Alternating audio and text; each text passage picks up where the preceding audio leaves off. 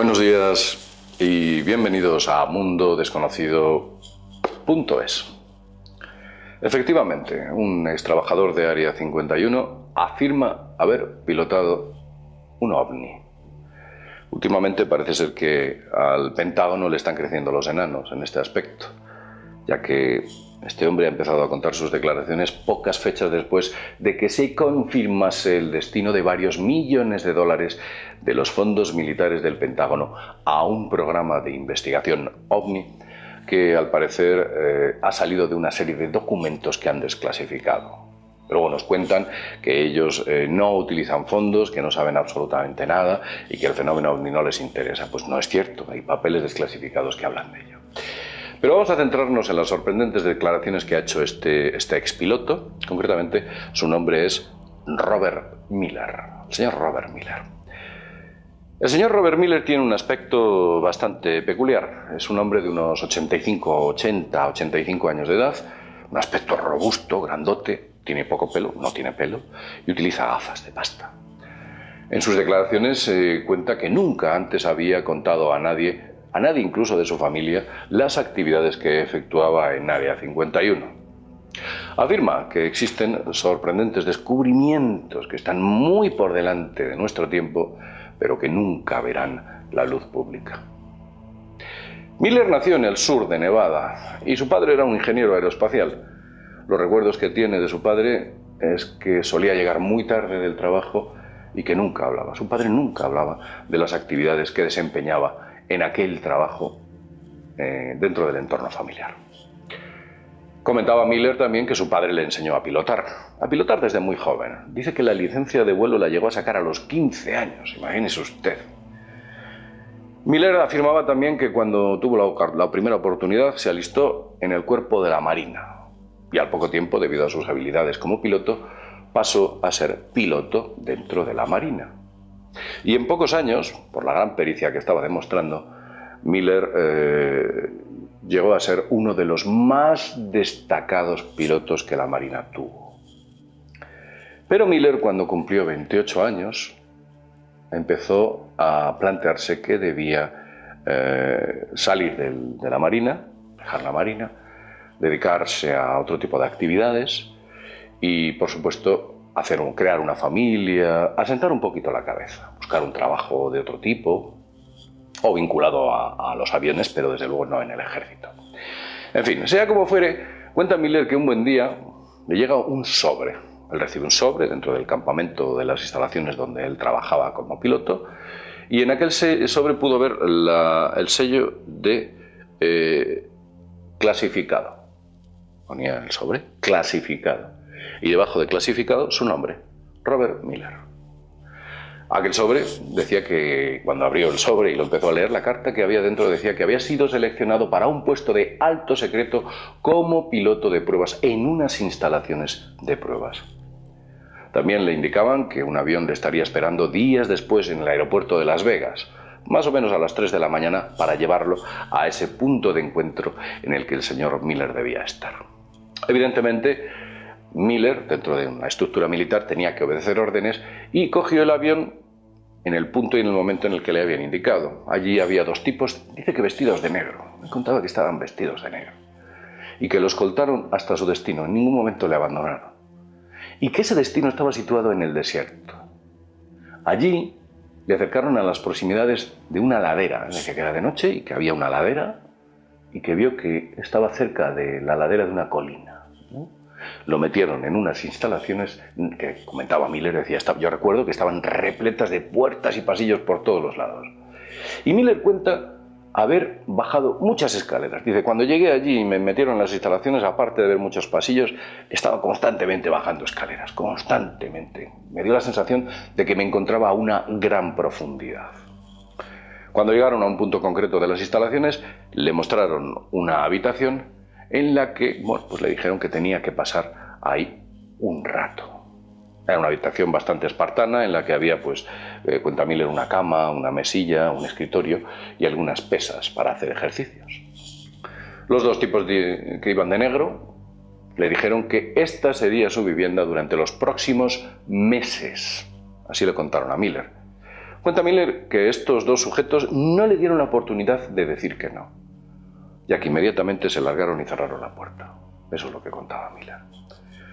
Cuando Miller revisa la estancia, se da cuenta que en uno de los cajones del escritorio había un folleto que titulado «Trabaja usted en el lago Grim». Él dice que creo recordar que ponía «Trabaja usted en el lago Grim». Lago Grim. Se tumbó en la cama, decía Miller, y comenzó a leerlo. Entre sus hojas había una serie de datos sobre esa base en la que se encontraba, que decía que tenía ni más ni menos que 1.200 trabajadores y que eran instalaciones clasificadas como alto secreto, fuera del dominio y el conocimiento de la opinión pública. La base estaba designada como Área 51 y decía que ese folleto comentaba que no hay forma de solicitar trabajo dentro de Área 51, decía que no. Ya que son la gente de Área 51 o el mando de Área 51 el que selecciona directamente a la gente, pero la gente allí no podía echar currículum ninguno. Miller cuenta que en un primer momento pensó que ese era el lugar donde trabajaba su padre, debido a que su padre, bueno, pues nunca hablaba de aquello y lo relacionó, pero claro, él pensaba o se dio cuenta de que su padre hacía muchos años que había jubilado o que se había jubilado y no entendía cuál era su papel o el papel que estaba jugando en aquella Área 51. Después de una hora, los tipos vestidos de negro volvieron a aparecer y le indicaron a Miller que les acompañase. Miller cuenta que en ese momento también le llevaron por un largo paseo alrededor de pasillos repletos de tuberías donde decía que se escuchaba un rumor, se escuchaba un ruido de fondo, un rumor. En ese punto concreto llegaron a una habitación donde nuevamente lo metieron dentro de esa habitación y lo sentaron frente a una mesa y le empezaron a explicar por qué se encontraba allí. Vamos a continuar con esta increíble historia. Le dijeron que iba a ser piloto de pruebas de una nueva tecnología que se había desarrollado desde 1947 y que habían utilizado ingeniería inversa para crearla. Le informaron que sería el primero en probarla y le indicaron las nefastas consecuencias que tendría para él y para su familia si hablaba de todo esto. También le contaron que el desarrollo de esta nave salía de un objeto interdimensional que había tenido un accidente y adicionalmente incluso le comentaron que algunos de los seres que habitaban o que estaban dentro de ese objeto que tuvo el accidente todavía se encontraban vivos en algunas de las instalaciones secretas que en aquella base había. También le indicaron que al día siguiente comenzarían las pruebas, que empezaría a trabajar muy pronto. El caso es que a la mañana siguiente, muy temprano, lo fueron a buscar a su habitación, lo llevaron él decía que era una enorme cafetería, y me llevaron a una gigantesca cafetería donde había muchos pilotos de pruebas. Dice que también había personal de la base, pero recuerda que en aquella cafetería todo el mundo estaba compartimentalizado, ¿no? Las personas de un departamento se sentaban junto con las de ese departamento, las de otro departamento con ese departamento, pero que nunca se mezclaban, no. Eso no se podía hacer en Área 51, solamente las personas que eran de los mismos departamentos. Después de desayunar lo llevaron a una estancia donde varios científicos le empezaron a hacer una serie de pruebas, mediciones, test, para después dejarle solo con un traje que tenía que probarse. Miller comenta que no recuerda el tiempo que estuvo allí porque aquella estancia no tenía ningún reloj, no le habían puesto ningún reloj. Decía, no sé si estuvo 1 hora o 2 horas, no sé cuánto tiempo estuvo. Posteriormente le entraron unos tipos que lo acompañaron a un hangar, un hangar enorme, un hangar muy grande, y que en mitad de aquel hangar había una nave con forma de disco de unos 15 metros de diámetro. Eso es lo que cuenta Miller. Decía que más o menos tendría unos 15 metros de diámetro de borde a borde. Aquel disco tenía en la parte superior una cúpula, ya que era una cúpula transparente que él pensó que era la cabina de pilotaje. Durante el tiempo en el cual estos científicos estuvieron hablando con él, le explicaron la forma en la que la nave funcionaba y cómo aprovechaba una especie de densa energía que esa nave emanaba y que le permitía generar vórtices dimensionales para viajar casi a la velocidad de la luz. Decía Miller que aquella cabina que había en esa cúpula solo tenía el espacio para una sola persona y que no había ningún tipo de mando de control. No había palancas, no había joystick, no había volantes. Dentro de aquella cabina no había nada de eso. Solamente que había numerosos indicadores de todo tipo y en aquella en aquella zona solo había un casco. No decía que había un casco. Le indicaron a Miller que la nave se pilotaba con el casco. Le dijeron que se tenía que poner el casco y que las ondas cerebrales que él generaba le dirigirían hacia donde desease ir. Dice Miller que aquel día no pilotó el avión, únicamente se limitó a recibir un montón de instrucciones, a aprender el aspecto teórico del pilotaje de aquella nave, su funcionamiento. Pero cuenta que el día siguiente lo llevaron a una parte exterior de las instalaciones y que en aquella parte exterior se encontraba el disco. Lo habían sacado a la ladera de la montaña. Pero que ese disco estaba tapado con una lona, lo habían tapado, se veía perfectamente la forma del disco y estaba tapado con una lona. Recuerda que no dejaban acercarse los militares a ningún trabajador de Área 51 a ver lo que estaba sucediendo.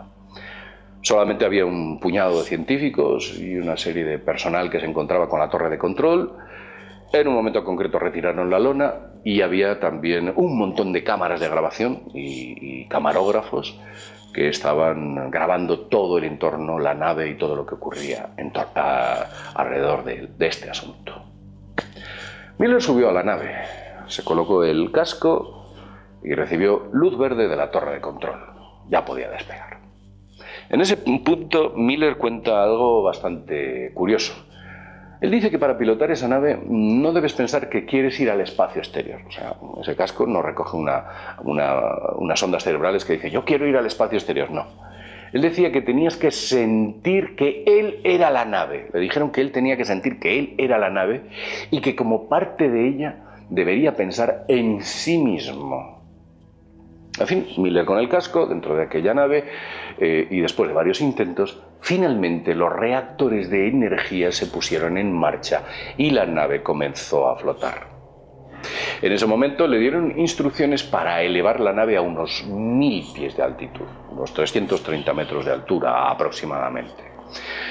Cuenta Miller que la nave comenzó a elevarse y el altímetro comenzó a indicar altitud. Pero ocurrió algo bastante peligroso.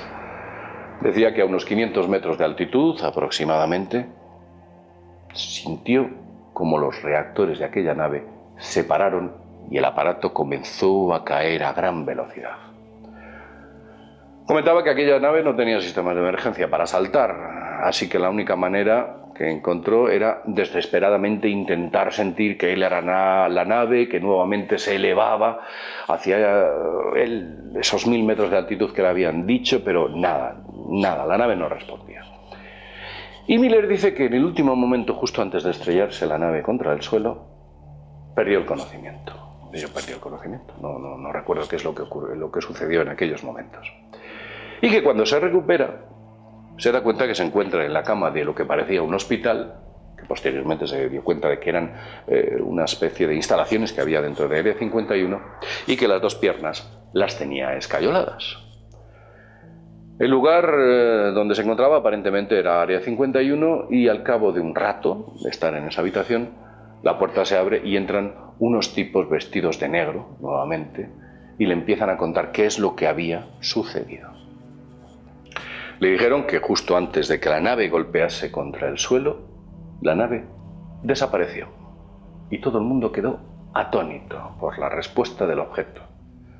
Al cabo de unas horas, cuando ya era de noche, se hizo de noche, la gente de Área 51 escuchó un enorme estruendo en el exterior de las instalaciones. La nave había aparecido estrellada en el mismo lugar donde había desaparecido horas antes. Y cuando sacaron a Miller del interior, tenía las dos piernas rotas. Le indicaron que regresaría a casa pronto y le obligaron a firmar un documento de no divulgación. Miller afirma que ha decidido contar toda esta historia porque cree que es importante que todo el mundo sepa lo que se está haciendo en Área 51. Asimismo, comentaba que habían pasado ya muchos años y que, que no tenía demasiada preocupación por lo que el gobierno pudiese hacer, aunque así estaba un poquito, digamos que, no voy a decir preocupado, pero que tenía algo de miedo por tener algún tipo de represalia por parte del gobierno, haber roto esa cláusula de confidencialidad. Cuenta que la tecnología que allí había dentro se había desarrollado en la década de los años 50. Decía que él no tiene ni idea de lo que pueden tener hoy en día. Miller, al día siguiente, después de recuperarse y le dieron el alta, salió de aquellas instalaciones y nunca más volvió a su interior. Las declaraciones de Miller, yo las he escuchado, me parecen bastante seguras, no hay incoherencias dentro de lo que dice y no me parece que dude mucho cuando está hablando, me da bastante credibilidad, aunque vete tú a saber si este señor es un actor, no lo sabemos. Quizás todo esto es un montaje, o tal vez es un tipo que busca publicidad, o tal vez la historia de Miller es una historia real. No lo sé, no podría afirmarlo. Solamente tenemos como crédito sus palabras. ¿Quién sabe? Lo vamos a dejar aquí. Quedémonos con todas estas anécdotas que últimamente están saliendo sobre el fenómeno OVNI y algunas no tan anécdotas. Y como siempre decimos, sin más, desde mundodesconocido.es nos vemos en el próximo videoprograma. Hasta pronto.